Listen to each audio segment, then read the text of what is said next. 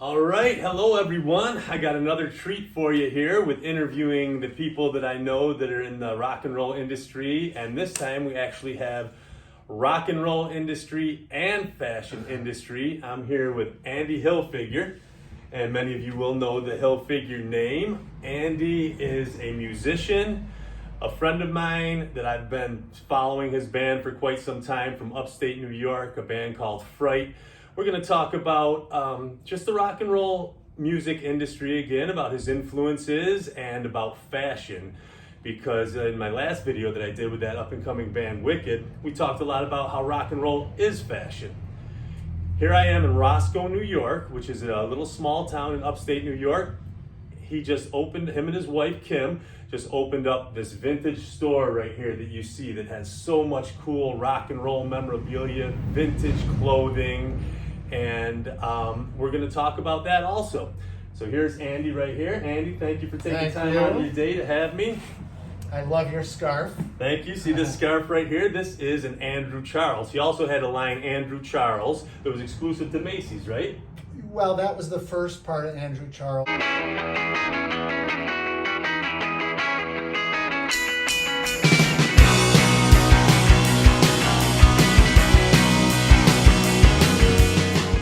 My name is Andrew Charles, Andy Hilfiger, and we are on the road promoting the Andrew Charles line. We are having a blast. We're hitting the Macy's stores out throughout the South.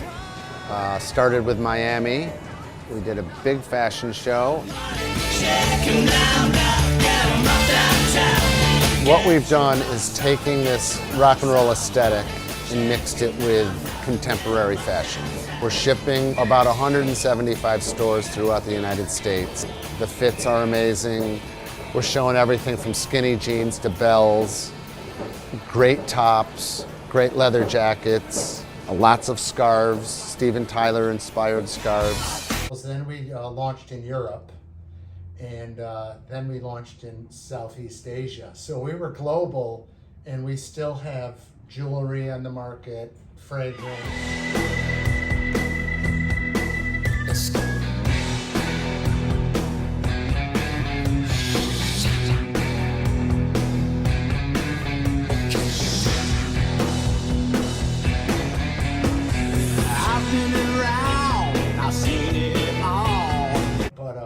We have the Andrew Charles collections here.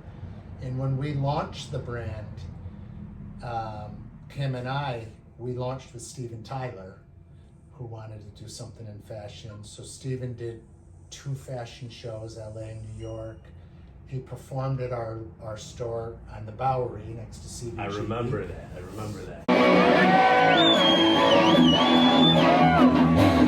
And yeah, we have some of the original Steven Tyler outfits. It's funny, at the shoot in LA, was when he was doing American Idol. He said, come to my house, you know, we're all going to the house to talk to him about the shoot. And I had some racks set up, and I said, here's the men's. He said, oh, where's the women's?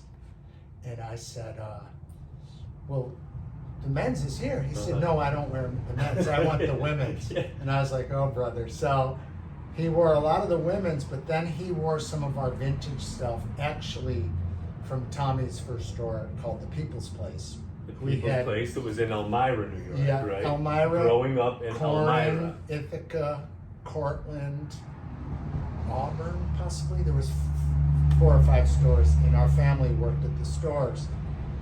And the story I wanted to tell you about that was we started 2 bands. Tommy was our manager, basically, stylist, manager, and we started 2 bands in the basement of the People's Place. My band was called Vaudeville. Okay. And Vaudeville used to come out on, we were 15, 16, but Tommy would book us in the clubs, Yeah. the bars, the Right, restaurants, yeah. whatever. We'd come on stage with top hats, tails, and like kind of vaudeville rock and roll. And then Billy, my older brother, his band was called Glass Head. Glass Head was named after the Bong Company. we sold bongs at the People's Place, and Glass Head had the glass bongs. Yeah, that was that. Glass Head was Billy's band. So what was it, 70s, late 70s? It was 79. Late 70s, okay. It's yeah. late 70s. Yep, I remember and, that. Glass Head went on tour all over the South and Midwest. I was still in high school, but on the tour, Billy called me and said, hey, when I get back, I want to start a band with you and Michael H., who was a singer of vaudeville. So we formed Fright.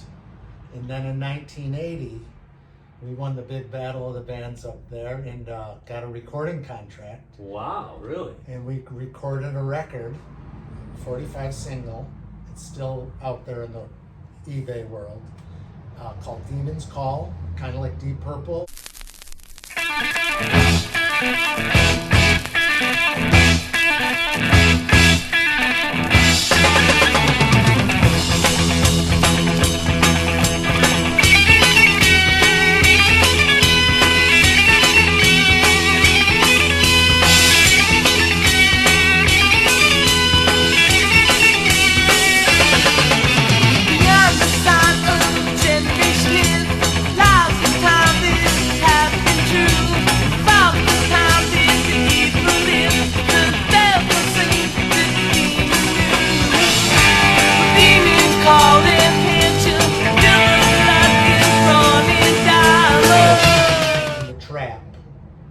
More Van Halen-ish. Can you find that on YouTube?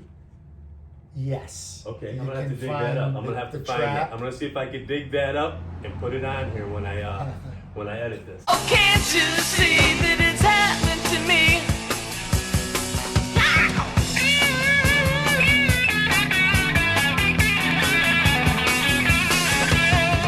In the beginning, it was so uptight. You're scuffing in looks that passes the night. First thing always used to be aware.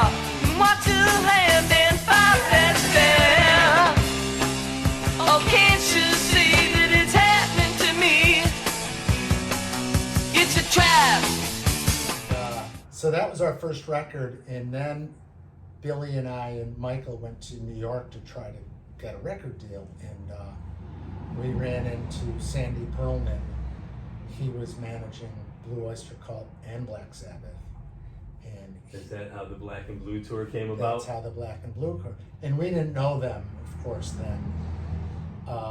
We didn't get the deal, but years later, Billy met Albert and Joe Bouchard from Blue Oyster Cult, and we started a band called the Cult Brothers, because Joe and Albert had both were founding members, but they both left the Cult. So Billy and I toured, and Jimmy, Frank's drummer, Jimmy Kinkel, we toured with Bouchard for years, you know. Yeah. We did 5 Skinner cruises, we did Texas, LA, we toured around, and we even did Ireland with Diamond Head. We opened for Diamond Head. They were like Metallica for about 5 or 6 years. I remember Diamond Head. Yeah, I remember That's that where band. Metallica got their whole "I Am Evil." Yeah, their whole That- shtick from that yeah, whole yeah, shtick. yeah. That whole shtick came from But Diamond Head. before that, Billy and I met. Well, Billy met Richie Stotts from the Plasmatics. He was the guy with the chainsaw and the mohawk Yeah. and the Flying V. And Richie had just left Wendy-O and the Plasmatics and started a band called King Flux. And I was the bass player. Billy was rhythm, Richie was lead.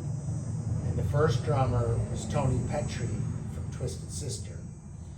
And Tony was in Twisted for 12 years, then the Plasmatics. And actually he just passed 2 days ago. Oh, really? So, yeah. Oh, sorry to And hear then about that. after Tony left King Flux, Marky Ramone had just left the Ramones, and he was our drummer in King Flux for a couple years, and we would tour with the Ramones. Look at all the connections that just Yeah, just a in lot of that names. story. How all those names and how and this is the basically the basis of all of my interviews that I do is how rock and roll just keeps everyone together. That's And it just keeps going. We're right here at the store live, so there'll be people coming in and out of here. Just make yourself at home. Don't worry about it. We'll just keep talking. And So, I mean, there you go. You got Steven Tyler, the Ramones, the Plasmatics. It's going all around. The Blue BOC. Oyster Cult. Blue Oyster Cult was my first concert ever. Remember Bebop Deluxe? They all, where, Binghamton? Syracuse. I War saw Memorial. the same show in Binghamton, I 1978. believe. Yeah, they had the Lasers. lasers. They had mirrors taped on the back of their guitar, and they would flip it over. The laser would bounce off of it. Yeah. I was like 12. I was like, going, oh my god, this is. I was 14, so I Okay. must have. Yeah. We're just gonna keep going. We're live in his store down here, and so the Underground fashion outlet. underground fashion outlet UFO, Roscoe, New York. This is And it's like funny, UFO, how the name came about. Well, there's a brand called UFO that we used to sell at the People's Place, like cargo pants and parachute pants. Mhm. We actually have a pair somewhere. But we had a, under the People's Place, where the bands right in Glass End were, we had a store called Underground Fashion Outlet, and it was rock and roll and punk. So Tommy used to dress us, like give us the clothes for stage. So Yeah. we were wearing really cool stuff in 1979, 78. what were your influences back then? Like when you was it Rolling Stones? Well, Rolling Stones, our family, the whole family, and you know, there were Beatles families and Stones families. We loved both, but we were very into the Stones, Right. mainly because of the way they looked. We used to look at the record covers, the Yeah. album covers, and be like, wow, you yeah, gotta find those pants. I Right. love that shirt. yeah, And they were, you know, the Stones are fashionistas. style. That's what it's about. Rock and It's roll. all It's a rock lifestyle. It's a rock style. You Yeah. you like that spectacle. You like the clothes Yeah, and how and they Hendrix. look and Hendrix. And the Beatles. I mean, the Beatles. Yeah, Beatles. It all depends on what era you were born or what you were brought up in Yeah. or who you were influenced by, whether it be an older brother or sister or, you know, me coming up in the 70s, Kiss was the main thing. Yeah. And then from there, I went, Bobby, the 80s came and Van Halen. My and brother Motley- Bobby bought Dress to Kill, Kiss, Yeah. the Dress to Kill record, and then Hotter Than Hell. So we were into that also. But Tommy's store from the beginning, it was music and fashion. And when I went to New York, besides the bands, I took that whole music into fashion. Yeah. So I started working at Tommy Hilfiger Company in 1991, and I was working on the Formula One racing, but I would take the racing clothes and I would dress the hip hop stars. So I had the Wu-Tang Clan and Q-Tip wearing Tommy Hilfiger, Hilfiger. Team Lotus, Yeah. later Ferrari. But in my whole career, it's been music and fashion. And when I went to Tommy, he was like, I want you to dress celebrities. And the first thing we did was sponsored Pete Townshend's tour because they were looking for a sponsor. And it worked out. The clothing didn't really match the tour much, but what we did is we went to the warehouse and took jean jackets, polos, t-shirts, duffel bags, and embroidered Pete Townshend's Psychodelic tour on them. Actually, we probably have a piece or two here. I was just going to ask you Oh, about yeah. that because there's so much Yeah. history here. I walked in today and he was just showing me Steven Tyler's outfit that he wore when he was doing an Andrew Charles advertisement. And Andrew Charles is his line, is Andy Hilfiger's line. It's a rock and roll line. I've got this, that's what the scarf is right here. I got this scarf from Lucky Enough, and this is a Steven Tyler one right here. It's got this ST insignia on it. This is like one of my favorite pieces right here now. It's hard for me to take this thing off. It's funny that the scarves, when we shipped Andrew Charles first to Macy's, Steven said, we're like, let's do a fashion show. He goes, no, I want to be in the windows and don't tell anybody because then they'll see me and freak out. He was in the windows with his daughters all dressed in these scarves. The first thing that sold out of that line was the scarves. scarves. I don't know if they sold or got stolen, but, But I they made were sure gone. I made sure I had a few, and that's one of them. And I was That's lucky rare. enough to get one right here. So It was awesome. He's got tons of cool stuff here. I have to show you these because they just caught my eye when I came in. oh, you can take the whole hanger off, or just pick you up. evidently, Look at the old vintage Snake. 1970s platform snakeskin boots. and they were from a store called Jumpin' Jack Flash, where Kiss, the New York Dolls, everybody got their shoes. Even the English would come over to the States and go to Jumpin' Jack Flash. It was on like 61st Street near Fiorucci, an Italian denim company that everybody would, it was very Studio 54 days and glam rock. Yeah. So downtown at Max's Kansas City, it was the Dolls. Aerosmith got signed there. Lou Reed, Bowie was probably in Bowie. the mix. That looks like something Bowie would Yeah. wear too. And then down at CB's in the Bowery, it was the Ramones, Yeah. Plasmatics, Talking Heads, Sweaty Tools. And you were in a band with one of the Ramones, right? Marky. Marky Ramone and you were Marky in a was band first together. in Richard Held and the Voidoids, Mark Bell. Then in the Ramones' third album, Road to Ruin, I Want to Be Sedated, Tommy Ramone decided he just wanted to produce, and they got Marky. So Marky did 10 albums after that. He took a break from the Ramones in 1984 till about 86, 87, and joined King Flux. So Marky really taught me a lot because I was bass, and his timing was unbelievable. It's Yeah. like a metronome. Yeah. And we had a great time. We ended up how it ended, unfortunately, because it was a great band. Even Kirk Hammett from Metallica said King Flux is one of my favorite bands. Wow. Yeah, everybody loved the Flux. But we toured with the Ramones. Mm-hmm. We did Boston, Washington, and the Ritz in New York. And after that tour, Marky joined again, the Ramones. Yeah, got that. Then Richie went solo with Albert from Blue Oyster Cult on drums, and Billy and I went with Joe with the Cult Brothers. So it all kind of It all stays connected in a one little way or bit. another. Yeah, you know. And Billy produced the demos for Joey's solo album, Rock and Roll Is the Answer. I remember one Saturday morning, Richie Stotts wrote it with Joey and Billy. I went over to pick Billy up with Joey's, and they're cutting Joey's vocal Mm-hmm. at Joey's apartment around the corner from the Ritz. About 10 years ago, that was released on Joey's solo record, and you can hear Billy singing backups, and I think he played bass on it too. But Nice. we had a big connection with we were in our Ramones family. Yeah. Yeah.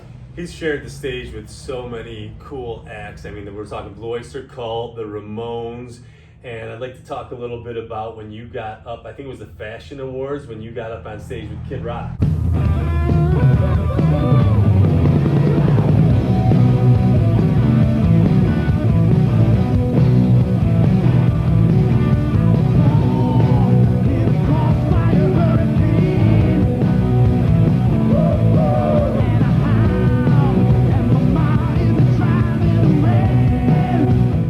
Yeah, I was at the Indy 500, and Kid Rock was there with one of the Tommy models, Jamie King, who's also an actress. And we hung out for 2 days because they were in our booth and we were guests. And Kid Rock we'd go to these bars and he'd get up and sing on stage. And one night I said, I've been playing in bands all night. He goes, what do you play? I said, bass. He goes, we're looking for a bass player. I'm like, oh. And then Tommy was like, oh, Andy played with, Marky Ramone and dudes from Blue Oyster Cult and blah, blah, blah. That Monday, they sent me a CD of their songs of the show. And he said, Kid Rock said, Andy, in 2 weeks we're playing Madison Square Garden at the VH1 Fashion Awards on TV. I said, whoa, can you come out to Detroit and rehearse? I was like, perfect. Yeah. So I went out to Detroit. I stayed at Kid Rock's house. We rehearsed in Jason, the other guitar player's studio, and the minute I started playing, I mean, we were playing Skinner, Seeger, Stones. Did you do a Stones tune we with did. them? That's what we did, the Stones. But what I'm saying is, the chemistry with the band, they're just like Michael and Jimmy and Billy and my guys, you know, Yeah, right. same thing, same songs. We were doing James Gang and we were jamming. So jamming. it's so natural for Yeah, and we weren't even playing the Kid Rock stuff. We would, you know. So we did the show. I think Lenny Kravitz came on after us, and then they were going on tour. But I had just signed a contract with Jennifer Lopez to produce and manufacture. She was my partner in fashion. you. Yeah. So I didn't go on the tour, but I did play Detroit at Kid Rock's Christmas party. And backstage, before we went on, and we were playing Skinner, Stones, Seeger, that kind of stuff. The stuff that he loves anyway. At that, we didn't even play Kid Rock songs. So Kid Rock was probably loving that. Oh, loved it. And Yeah. he loved Seeger. Right. Yeah. So backstage, Eminem was there, and his girlfriend and him got in a fight and everything. And I was like, oh, this is kind of strange. So that was just, you know, something that happened. But he's a great guy for like saying, hey, and trusting me and Yeah. to come and play. And Get it was up a there. highlight, you know. And on that one, I would also like to point out, didn't you have a super rare Tommy Hilfiger, one of a kind Yes. Thunderbird bass? What happened was VH1 producers said they knew I was playing with them and stuff, and they said no labels. They didn't want us to come out there in Tommy or okay. Gucci or no labels, no fashion labels. So Kid Rock and Shakes, his manager at that point, was like, "Oh, well, we're gonna wear Andy. You're gonna wear Kmart. Uh-huh. Bob, you're gonna wear Kid Rock. You're wearing Home Depot. Kenny, No, I think Kid Rock's got Walmart on. Kid Rock's Yeah. got Walmart on. Yes. Jason wore Home Depot. We all wore a different thing. Right. Previous to that, I did a event with Gibson Guitars, Henry, the new owner at that point in New York. All their like vintage guitars, and I invited the fashion people, and then Hilfiger bought 500 SGs, and we gave them away in the stores. Beautiful SGs. I remember the I still Hilfiger have SGs. I remember those. And they asked me what my favorite bass was. So I said, 1976 Gibson Thunderbird. They made me one. And the serial number is Andy #1. And And it was the Tommy flag. Yes, that's what I remember about it. It had the logo, Yeah. that Tommy So logo right over there. I went out on stage with that. So we didn't wear fashion labels, but I had the Tommy bass, And the Kmart the shirt. Kmart shirt, which I still have. And it was great. And another thing happened that night. Lars Ulrich was with Kid Rock the whole time. He was in New York hanging out with him, and I knew Lars a bit. Uh-huh. But Lars said to Kid Rock, "Who's that bass player? He's great." Nice. Bob's like, "Oh, that's Andy." Blah blah. And he's like, "Oh yeah, yeah." So it all connected, but it was pretty cool getting a compliment from Lars. Oh, absolutely. I Because, mean, you come on, know, a drummer from Metallica saying, saying- who's the bass player? That's what happened. Yeah. I was like, Well- I've been playing since I was 12. So Yeah, that's where I was just going to go. The songs are grew four up with it. chords, You you grew know. up. You grew up with it. We grew up in the rock and roll industry, basically. Yeah. Not industry, but I mean, a small Well, I town. also- You guys got to remember, it's a small town. Elmira is a small town in upstate New York. Yeah. So for you guys to open up a fashion shop there, have that kind Yeah. of spread out a little bit. And you know what the funny thing is we drive to New York City 4.5 hours to get samples and this and Yeah. that. You know, with Tommy, we'd stop in Roscoe because it was halfway. So we knew like Roscoe, Okay. about Roscoe. Which Then, is where we are right here. Kim and I, we have a cottage up in the mountains, and we love it here. It's like my mother said, it's a little piece of heaven. Yeah. So it's I mean, it's the world famous Roscoe Diner. Yeah. The French toast. For those of you that don't know about it, now you do. Look it up, Google it. So, yeah, we're having a lot of fun here, and lots of stories. We just put J-Lo's jumpsuit in the window that she wore on the Today Show.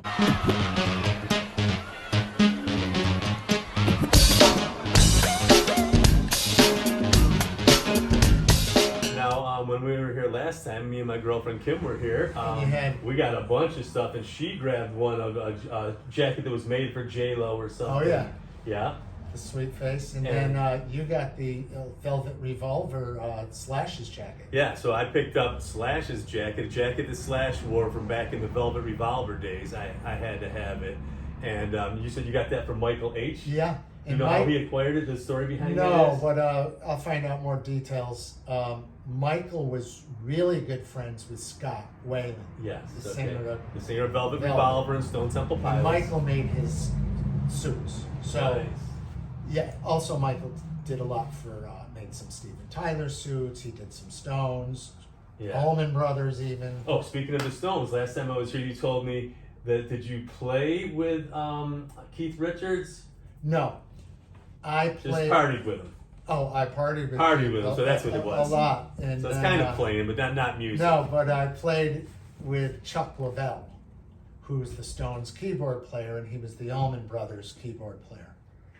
So that's the closest I ever got to playing with the Stones. Actually, Ronnie Wood played Billy's guitar at my niece Allie's wedding, Tommy's daughter. And Ronnie came up to me before the ceremony and said, I'm going to play Mandolin Wind. He said, you're probably the only one that's going to know what it is. Like, but, and then after, Hilfiger sponsored the Stones' No Security tour. And after the opening night in San Francisco, we all went to Ronnie's suite and we were playing his guitars and passing them back and forth and stuff. So Billy actually played a little bit with Ronnie. Oh, that's cool. Another thing that I'd like to point out, because I just love all this rock and roll stories, man. I mean, we all grew up loving music one way or another. I was in the whole rock and roll aspect of it. ZZ Top. You shared the stage with ZZ Top and played with ZZ Top, the original 3 members. Yeah, before Dusty died. Yeah. Actually, Kim and I met Billy Gibbons at the Sunset Marquee in Los Angeles. And every time we would go out to LA, we'd meet up with Billy, and we became really good friends. And I was awarded for the Fashion Delivers at the Natural Museum of History, and I needed somebody to give me the award. So I called Billy, and he came in from LA. Billy Gibbons. And he gave me the award, and then he got on and played a few songs with us there. 2 or 3 weeks later, he was playing in my hometown at Tags in Elmira, and he said, why don't you, he knew it was my home, he said, why don't you get up and play with us? Oh my gosh. So what an honor, huh? It was like 10,000 people, and so happens we got a hometown boy gonna come up here with us. And my buddy Andy Hilfiger gonna play that guitar.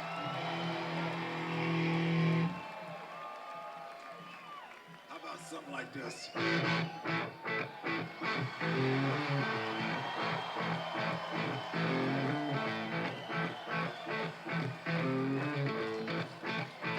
Rumors from around the way, Texas town, right outside. You know what I'm talking about. Just let me know if you wanna roll to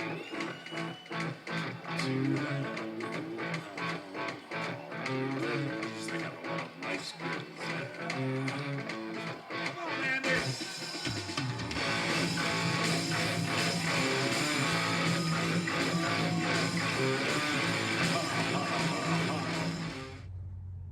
I didn't know I was supposed to bring an amp. I figured, you know, right, they had amps, but they were like, where's your amp? and I didn't have an amp, and they have their perfect setups and everything. So they put me through the monitors.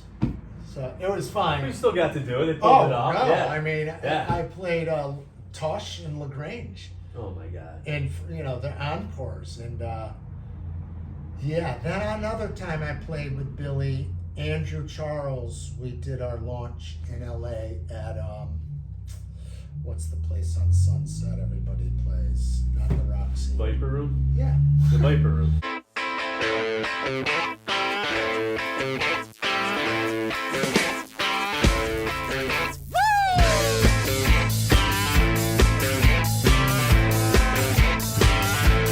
I met this ringer man, she was told me, asked me something about my cheeseburger. I told her to get the First of all, I want to thank everybody for coming.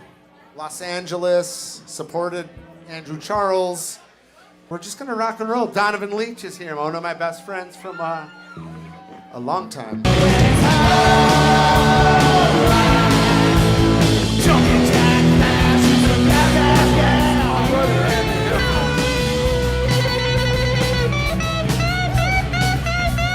Can I get on my uniform here?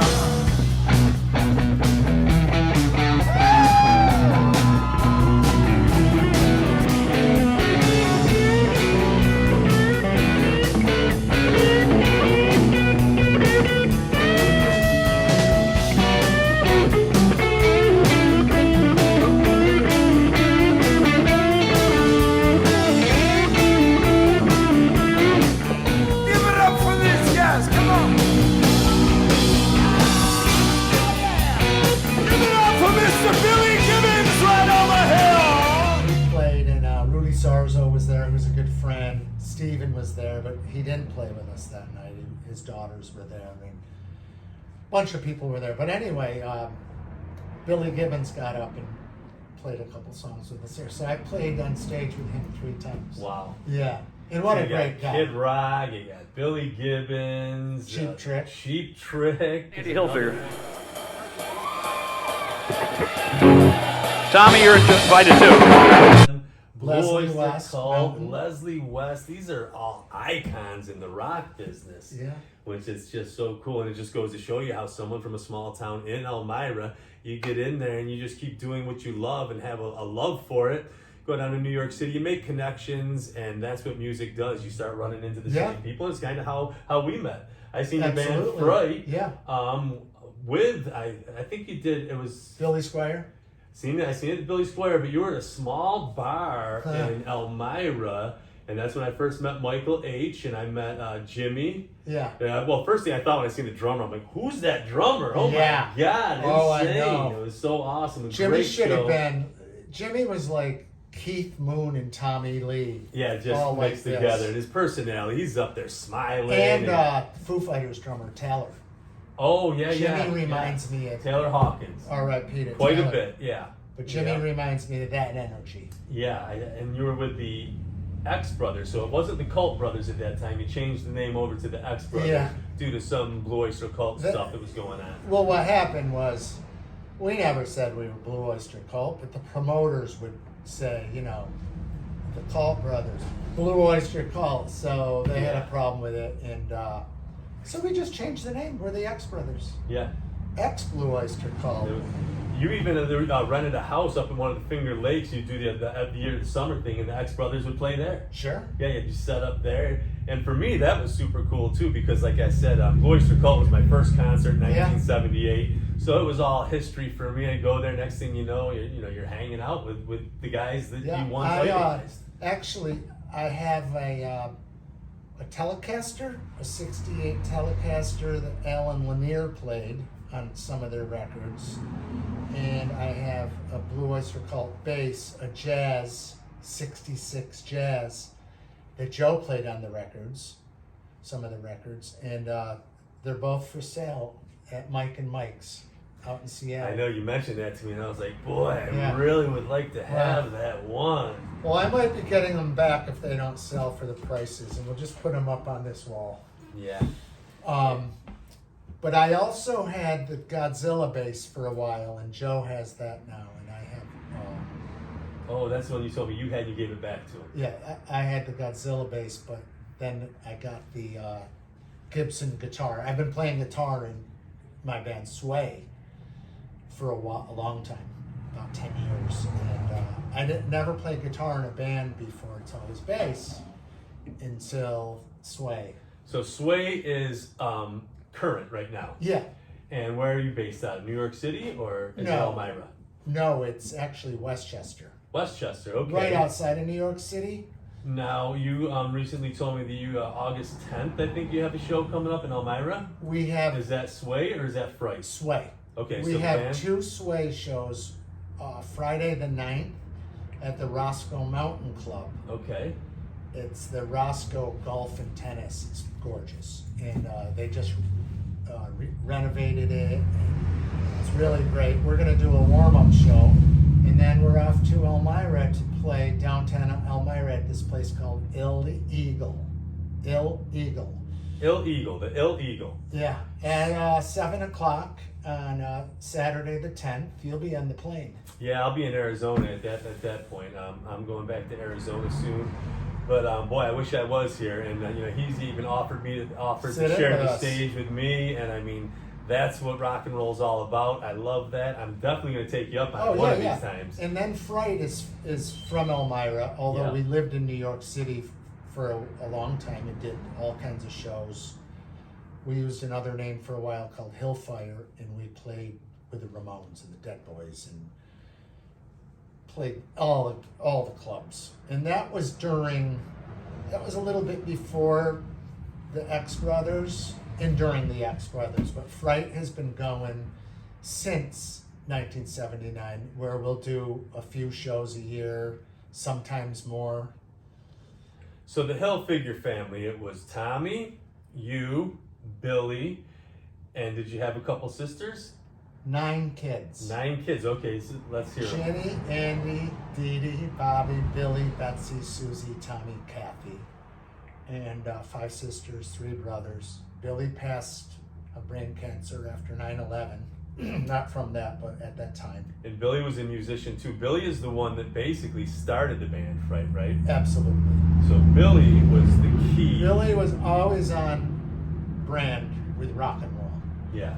He never diverted from what he did and was respected in the industry by everybody. And Billy's memorial show, Ian Hunter, the Buck Darn, the whole Blue Oyster Cult was there basically. Mountain, Dictators, like everybody came out for Bill. He earned a lot of respect and was very Yes. honored, and he was, obviously that, says a lot about him. Yeah. And so he was the artist of the family. That Yeah. you kind of started it all, maybe. Well, what or happened was Tommy had a store and Billy was playing guitar.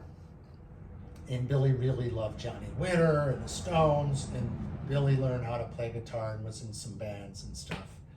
Then Billy went to college for a couple of years. While he was away, Tommy bought a bass, a Beatle bass, but not a Hofner. It Yeah, was but the violin-shaped bass. $75, which was Was a lot of money. A lot of money back then. Yeah, it was a good bass. and he knew 2 songs. Tommy knew Sunshine of Your Love and Badge by the Cream. Mhm. And so he showed me the songs, and then I learned a few more. Billy showed me a few more. And Tommy said, "You keep the bass. I'm not that good. I'm going to just keep doing my fashion thing." So actually, Tommy, Billy, and Bobby got me into it because Bobby was so into Blue Oyster Cult, Grand Funk. The 70s. Oh, yeah. The good, hard And 70s. Bobby turned me on to so much good music. Billy and Bob, they all did.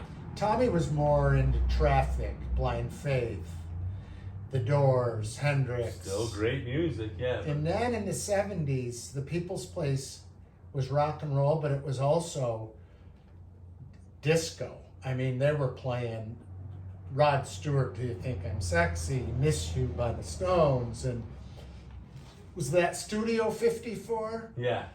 CBGBs. So Right, had that little we had the mix to bands it. in the basement playing a lot of punk, And then upstairs was like soul, you know. It was Earth, Wind, and Fire, Sly and the Family Stone, you know. So I was inspired by it. Billy was more of bluesy, Savoy Brown, Johnny and Edgar Winter, a lot of that stuff. Where Yeah. Bobby got into the heavier stuff, like yeah, Grand and Funk. was Billy into like Skinner too, right? All of us were into Skinner. How can you not be? I mean, that's, Well, there's a come on. story about this. Bobby, Billy, Tommy all love Skinner, but Mike H. and I were in Ithaca at Tommy's store there, People's Place. 17 years old, whatever. And Tommy said, "Hey, Skinner is playing in Buffalo at Rich Stadium. Let's go." So we were like, "Yeah, let's go." So it was Tommy, his girlfriend, who became his wife, Susie, who was from Ithaca, and Mike and I. The night before we left, Tommy cut Mike's hair like Bowie. So Mike looked like David Bowie. It was crazy. We got in the van. Tommy cut Mike Michael- H's. Tommy cut Mike H's hair. Okay. Tommy and Susie cut it, so we looked like Ziggy Stardust. Uh-huh. We got in the van. We drove up to over to Buffalo. Stars, this band, who I love. I remember Stars, yeah. They were on the radio. Yeah. Cherry Baby. It was the same But manager it the Kiss was, had. yeah, Bill O'Kine. Bill O'Kine. It was Skinner, Nugent. No, it was Stars, Nugent, Skinner, and Blue Oyster Cult at night with their lasers and fireworks At Rich Stadium. at Rich Stadium. So 1978. 77. 77, okay. Okay. On our way, we're like, a half an hour away, and I'm like, "Do we have tickets, Tommy?" He's like, "No, don't worry about it." I'm like, "Well, how are we gonna get it?" And he goes, "We'll get it, don't worry." He pulls up to where the trucks all go in the backstage way. And there's all these securities. Right. Tommy pulls up, he's like, and they're like, "Where's your credentials?" Tommy pointed at Mike or something, said, "We gotta go on stage." And Mike looked like Bowie. So they're like, "Go ahead." We pull up. Tommy had a brand new Dodge Ram, which was cool. We pull up, we get out, and Tommy said, "Follow me." I mean, we were high school kids. Like, that's Yeah. fine. We walk on the stage. We're standing on the side of the stage when Stars is playing. And Stars knows this story. I'm friends with Richie Rano Uh-huh. and Michael Lee Smith. We're standing there. I look out in the crowd, and Bobby, who always was up front at concerts, You just get up there. Bobby was up front. And he was like, "How did you?" We were like, Say, hey. so we were like, my point is that's how Tommy became Tommy. Not because of that, Right. because of Because of his personality and how he he just was. like, He "Oh was no, we're going on stage." Like, Yeah. He already had himself there. He this had- is where I belong. this is where I belong. Yeah, this is- Even if you get in, you usually like go like in the crowd or hide or something. He's like, "No, No, we're going we're going on stage, on yeah. the stage, on the side of the stage." Yeah. So I don't know what happened later and whatever, but it was this. There's a more stories to that day, but I'll never forget. That's great. Yeah, and that was one of the first That was the first. I mean, there must have been 60,000 people there. Oh yeah, Rich Stadium. And I remember it was the original Skinner, well, with Steve Gaines and Ronnie Van Zant. They did Freebird. It was like 3 o'clock in the afternoon. And it was chills. Yeah. A few months later, the crash happened. And geez, even Ted Nugent at that Oh, time. I he mean, was come like- on, man. Was he- that Cat Scratch Fever era? Yes, he was in a white jumpsuit, Yeah, with the tail on the back. running on top of the PA. Yeah. And I don't know if Derek St. Holmes was with him then, the singer, but we became friends with Derek. We actually, Fright just did a show with Derek this summer. Oh, cool. Yeah, he sang like Stranglehold, all that. I was just at band camp with him up in Hollywood. Yeah, He was one yeah. of the counselors. Yeah, there. yeah, he's a good guy. and I missed my opportunity to jam Cat Scratch Fever with him because he was playing it on stage. I said, Okay. hey, I want to jam Cat Scratch Fever with you at one of the open jam nights, and I missed it. Hi. But I'm gonna take a break right now, and we'll get back to you in a second. Okay, we want to talk a little bit about these Kiss dolls now. These Kiss dolls, there's a story behind it. I was getting coffee in the New York Post in LA at the Sunset Marquee coffee shop in the morning, and I saw Gene Simmons. And I said, Gene, I said, we met, I met him in New York because he wanted Tommy Jeans to sponsor him and Paul Stanley. They came to see me there, and they wanted us to sponsor their movie. It was about hitchhiking to a concert or whatever, but we were doing the Faculty movie with Usher and all this. Instead, we did that, but he remembered, of course, and I said, what's happened? And we talked about licensing and a few things. He said, come to my house. I'm like, come to your house, Gene? When? He's like, today. So I said, okay. So I went to his house in the Hollywood Hills, drove up the driveway, and there's this cop car like looking at you, but it's from like the 70s, like Mannix or one of these old cop cars. So cool. I pull up to this mansion. He answers the door, and I'm thinking, where is everybody? And it was just him. He's like, come in my house. And it's the house that he had on TV when he was doing that show. Yeah, the reality show. Yes. Yep. And then we went down into his offices where he has all of his stuff that he licenses the Kiss name. Coffins, lunchboxes, The Axe dolls, base, everything. condoms. I mean, anything with Kiss. Right. And he said, why don't we do some licensing? And I said, well, you already have fragrance. Don't you have a deal? He goes, none of my deals are exclusive. You show me the check, we'll get to work. I said, okay, let me think about what, we can do here. I said, but tonight we're having a party, Hilfiger, with Vanity Fair for something. I said, why don't you come as my guest? He said, Andy, I'd love to come. He said, but I first need a check to come to the party. I'm like, oh, okay, well, I'm not sure there's a budget for, anything like that, but I'll find out, whatever. So when I was leaving, he said, Andy, take some Kiss dolls and take some of t-shirts. And he had this great t-shirt line with this brand called Trunk, which we probably have or will have a Trunk tee or two in here. And so I took these two dolls, and it wasn't him, it was Paul and Ace.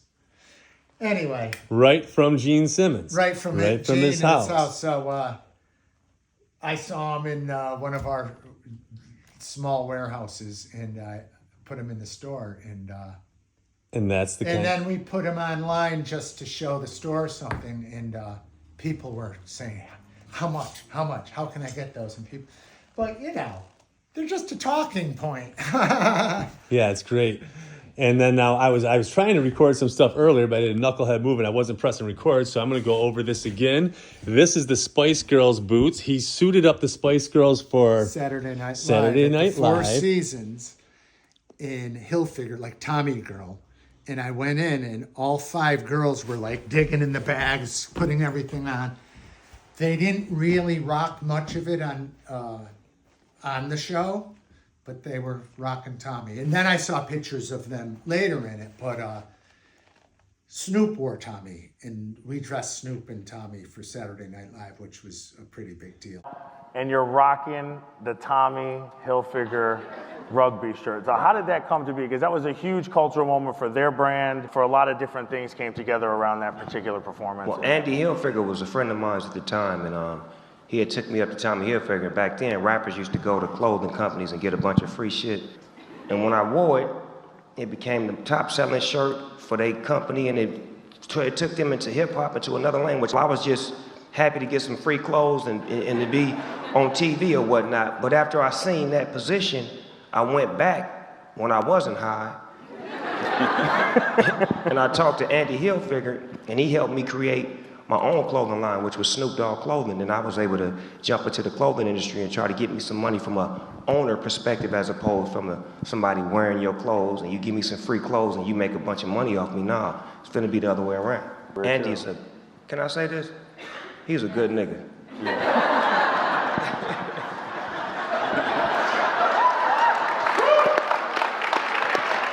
And Andy is white, by the way. Yeah. I mean, he's right. All the things are true here. Everything is true. All of hip-hop would agree. Yeah. Just so everyone knows, Tommy was the suit guy, and Andy was the music hustler culture guy. Yes. And together, when the suits first started, not a lot of people were rocking them, but then Andy came in there and ensured that people in the community and the culture and hip-hop were able to wear the clothes and make them fresh, and it really launched the whole Tommy Hilfiger craze. So that was a but he power was move. smart. He was So smart. a lot of the big names that everybody knows. Yeah. And I think I missed this too, because I wasn't recording. But this is an Andrew Charles jacket that he has that was exclusive to, this was Southeast Asia. Southeast Asia. So this wasn't even available in the No. United States. This was Bangladesh, and we were trying to do something with a major company in Germany that didn't happen, but we also launched in Italy and Germany. We had a showroom. So Andrew Charles has been pretty much around a lot of the globe. Around the globe, yeah. Yeah. It's been around the globe, and as a lot of people Yeah. have been Oh yeah. adorning themselves with There's it. some vintage. It's probably an old 70s Look at this stuff. Levi's. Yeah. Great quality stuff, Yeah. too. And there's the boots that I was already raving Oh, yeah. about. Now, up here, I'm not sure I filmed this, so I'm going to do it again. This is Steven Tyler's shirt and vest that he wore for an advertisement for Andrew Charles. I'm going to walk you back here go again because I don't think the last time I got that. And there's the advertisement. So that's the Andrew Charles advertisement from Macy's with Steven Tyler wearing the exact same vest and shirt I just showed you. And Andy just told me also he has this vest and shirt Chelsea. here too that Chelsea is wearing. And these right here, Usher wore these, correct? Yeah, exactly. So Usher wore those. So that's the kind of stuff you're going to find here. And I want to show you one more thing, J-Lo's jumpsuit up front. And then I'm going to sit down and talk more rock and roll talk with Andy. And the stories are just cool, going over with old friends and musicians and hearing all the cool connections that are made. Jennifer wore this on the Today Show when we were partners in her line J-Lo by Jennifer Lopez, and then Sweet Face, her high-end line. Cause I got plans for you. We could stay at home or dance and hang all night. As long as I'm with you, doesn't matter what we do. Don't ask me where I've been or what I'm gonna do. Just know that I'm here with you. So there you go. Yeah, it's right there. There it is. And It could be yours. Could Just be come to yours. the, Come on Underground down. Fashion Outlet. I think Chelsea's jacket's up there too, under the. oh, okay. So right up in that area. Oh, yeah. And this is Karl Lagerfeld's Yep. couch. Yep, Karl Lagerfeld.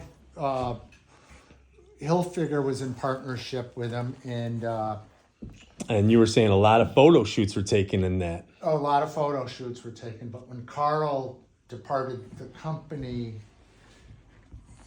his couch was there, and now it's here. Cool pieces. And we're going to sit back down on it. Be back Yeah. with you in a second. So basically, at the end of the day, it's all about music and fashion, art, pop culture, and that's what we're all about. It all goes hand in hand. Got a lot of stories from over the years, and I hope more to come. Yeah, this is, I wish that a lot of you people could really come here. You just get a vibe when you walk in here. You can just sense the rock and roll vibe. And then when you start looking at pieces, me personally, when I start going, oh, look at this, there's always a story to it. Like, oh, that one was made for J-Lo. Or And that was he Skinner. just, he just showed me, look at this jacket that Leonard Skinner gave to Tommy. with his name on it. With his name on it, embroidered in there, and there's Well, the Spice Tommy Girls stuff, himself, Kid Rock. Tommy himself has Marilyn Monroe's jeans. I seen when he bought those. I Yeah, remember that. yeah. Yes. And he's got a bunch of stuff. We have Michael Jackson's H letter. I don't know where that might be in the archives, but there's Yeah. a lot of but when it comes to rock and roll, that was always my thing. Hilfiger sponsored Lenny, Jewel, Sheryl Crow, the Fugees, and of course the Stones, and early on Pete Townsend. So we've always been in the mix, and then we were dressing everybody from Snoop, TLC, Wu-Tang, all kinds of different artists and music, and we were real pioneers of that. Oh, absolutely. So earlier we were talking about his band Sway, the one that he's currently in. Do you still do anything with Fright? Yeah, Fright did a festival this summer in Orange County, New York, Brian's Backyard, with Derek St. Holmes from Nugent. Oh, really? Corky Lang's Mountain, some of the southern groups that we played with Skinner tours, like your Blackstone Cherry type groups. Yeah, and Fright then has we been around Fright- from the beginning. Yeah, From the early days. Yeah. And have continued and really have some pretty decent success, especially well, around the Fright Elmira did a New area. York show. Oh, and when we played both shows, we did a New York show a few months ago at the Cutting Room, and Dennis Dunaway from Alice Cooper, he got up and did a few songs, and I played guitar. But then at the festival, he played 6 songs. We did a whole Alice Cooper set with the original bass player Oh, wow. How and cool writer. was that? I mean, he wrote Schools Out and all Yeah, this stuff yeah, with that- Alice, and he founded the group. But he's a good friend of ours anyway. Like, the Alice Cooper stuff's great. But what a great guy! And actually, growing up, Dennis, Joe Bouchard, they were my favorite bass players. Yeah. And it's funny how, we all became friends. Yeah, you just kind of meet up. And Yeah, next thing you I know, never you're hanging thought out, I'd you're be. I friends. remember the night I met Joe. It was at where they dropped the ball in Times Square. There was a place called Nirvana. I guess it was an Indian restaurant, like Indian food. Mhm. But at night they had one night a week they had their rock night, and I met Joe there, and I was starstruck. Like, wow! I used to stare at him on stage, like in Blue Oyster Cult. Michael Bolton was there, like all these stars, and that was early 80s. So cool. Yeah. Now, did your band Fright play at the one of the events you had for Andrew Charles when Steven Tyler got up on stage in New York City? Was that Fright that Steven got up on stage with? Yeah, no, that wasn't Fright. That was Michael H., his group. Oh, that's right. Yes, and that's right. but Mike and I got up with Tyler. But you were and Joe. playing bass. No. What? Oh, you didn't play bass? No, Oh. Scarlet Rowe played bass, and he was in the Throbs and some bands. Okay. He was the bass. I just got up and played. I think I played one of those Tommy SGs. I played Oh, guitar. you were playing guitar. Yeah, So we they did. already had a bass player, but you were up on stage with Steven I Tyler. went up with him. And Michael H. Yeah. But you were doing the rhythm.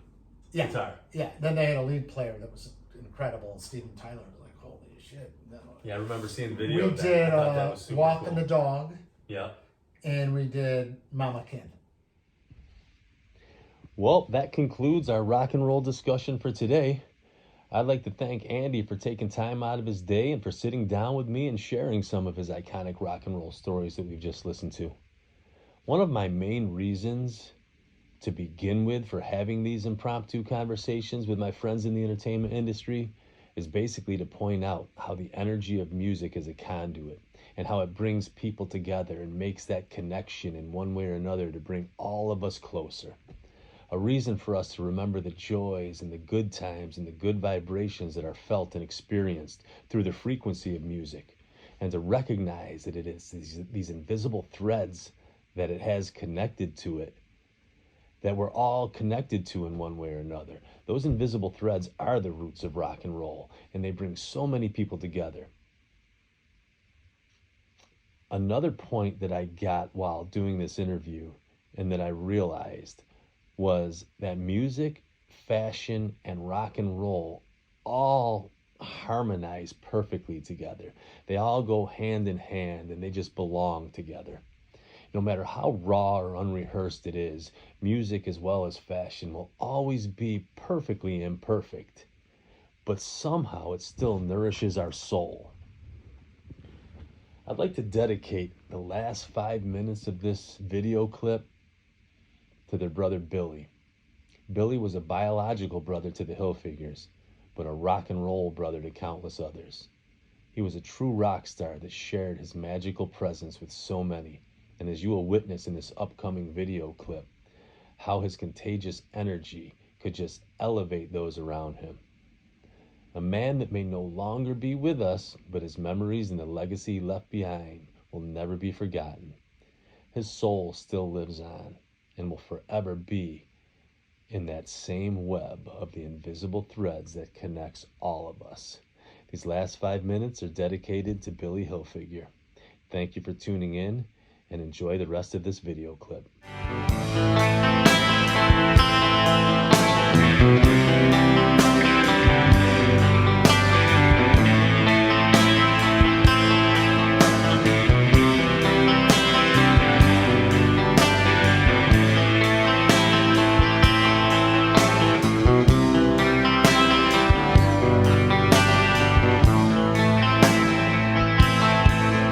Mama told me when I was young, come sit beside me, my only son, and listen closely to what I say. And if you do this, it'll help you some sunny day.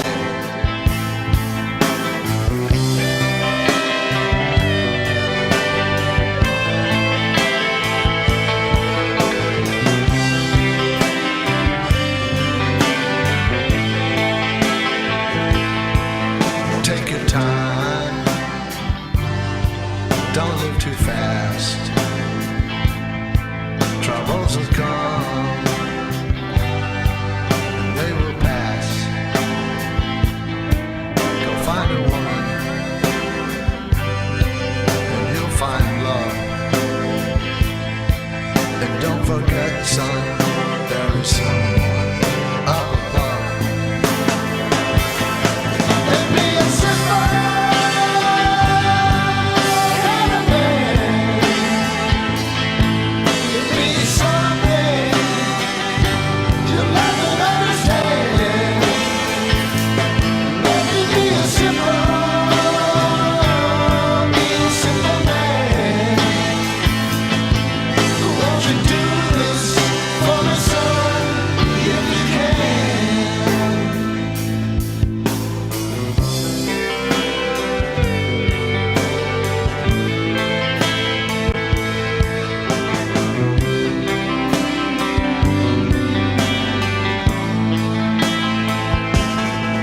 Forget your lust,